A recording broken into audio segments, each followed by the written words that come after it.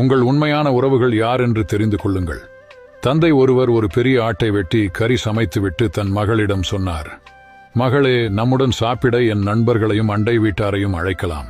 எல்லோரும் சாப்பிடுவோம் என்றார். அவருடைய மகளும் சரி என்று தெருவுக்கு வந்து கத்த ஆரம்பித்தாள். தயவு செய்து எங்கள் வீட்டில் எரியும் தீயை அணைக்க உதவுங்கள் என்று. ஒரு சில நிமிடங்களில் மக்கள் சிலர் வெளியே ஓடி வந்தனர். மீதமுள்ளவர்கள் கூக்குரலை கேட்காதது போல் இருந்தனர்.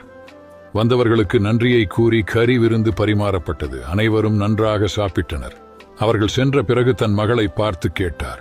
வந்தவர்களை எனக்கு தெரியாது, இதுவரை அவர்களை பார்த்ததில்லை. காசு பணத்தை விட அம்மா தான் பிடிக்கும்னா இந்த வீடியோவை லைக் பண்ணிட்டு கமெண்ட்ல ஐ லவ் மாம் என்று பண்ணுங்க. பாப்போம் எத்தனை பேர் கமெண்ட் பண்றீங்க.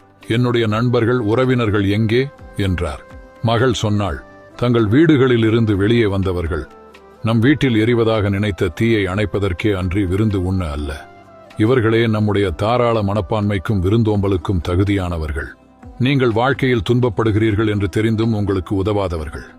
ஒரு நாள் நீங்கள் வெற்றி அடையும் போது அந்த மகிழ்ச்சியில் பங்கு கொள்ள எப்படி தகுதியானவர்களாக இருக்க முடியும்?